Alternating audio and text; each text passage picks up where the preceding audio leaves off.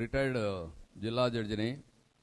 ఇప్పుడు ఇక్కడ 10 సంవత్సరాలుగా ప్రాక్టీస్ చేస్తున్న అడ్వకేట్గా ఫ్యాక్ట్స్, కేసును గురించి ఫ్యాక్ట్స్ చెప్పలేకపోతూ ఉంటే యాజ్ అడ్వకేట్గా నేనే ఎందుకు చెప్పకూడదు అని నేనే రావాల్సి వచ్చింది.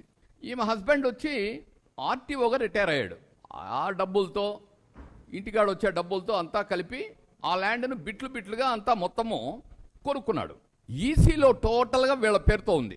వనజ ఈమె పేరుతో మొత్తం ల్యాండ్ అంతా కొనుక్కున్నారు. యాజ్ అడ్వకేట్గా సుమారు 15 ఏళ్ళు, 28 ఏళ్ళు జడ్జిగా పనిచేశా.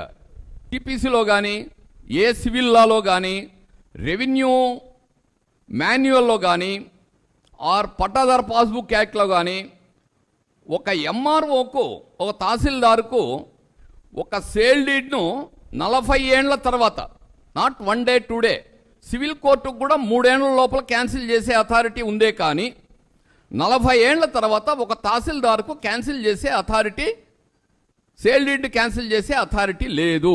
ఆమెను పట్టుకొని ఒక ఆర్టీఓ వైఫ్, పెద్ద ఆమె 75 ఏళ్ళు ఆమెను విసుక్కుంటావట, బయటకు పోవంటావట, ఇది పద్ధతి కాదా అంటే, మేము పోలీసులు రెవెన్యూ వాళ్ళము వీఆర్ కంట్రోల్డ్ బై పొలిటీషియన్స్ కదా సార్ అంటాడు. మీకు అవన్నీ ఉండిండి ఒకసారి మీకు అని అంటే, is controlled by some political influence అనేది నాకు అర్థమవుతుంది. డిస్ట్రిక్ట్ ఆఫీసర్స్ అందరికీ ఈ ల్యాండ్ మీద ఐడియా ఉన్నది. They are under the grip of some political influence.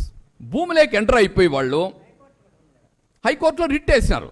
ఇన్ని పెండింగ్ ఉంటే రాత్రికి రాత్రే ఒక 1 వీక్ 10 డేస్ లోపలనే మొత్తం అంతా చదువు చేసేసి కాంపౌండ్ వాళ్ళు అవి కట్టడము అవసరమా?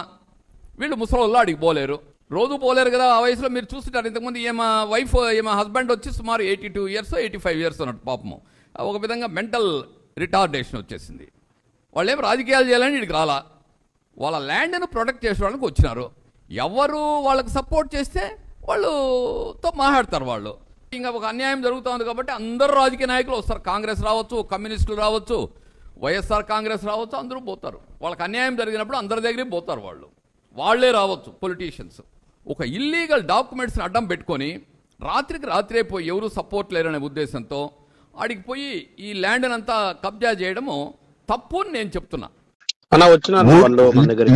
ఊర్లో పుట్టిన వాడెవడో ఊర్లో పుట్టినాడు, వాడెవడో జడ్జి గాడు నా పేరు పెట్టిస్తా ఉన్నాడు.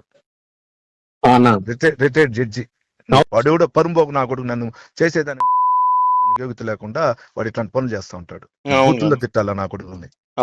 వాడు ధైర్యం ఉంటే నా కొడుకు గురుస్తానని చెప్తే ఓకే, వాడు ఇంకా నరకం చూపిస్తాను చూడు. నేను చెప్తాను, దీని ఎవడో చిట్టుబాబు ఎవడో, వాడెవడో ఎవడో రంగోడు ఎవడో, లేదా వనజాషి ఎవరో, వాళ్ళ కోసం నువ్వు నేను ఎందుకు మాట్లాడుకునేది? ఖచ్చితంగా బతికేది ఉండి చెప్పు, చెయ్యి, నేను హెల్ప్, నా వల్ల హెల్ప్ చేసి పెడతా.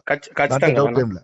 అది అట్లా మన ఫ్రెండ్షిప్ కాబట్టి నువ్వు యాజ్ నాకు బ్రదర్, దీన్ని వదిలేసి మిగిలిన పని మనం చూసుకున్నారా?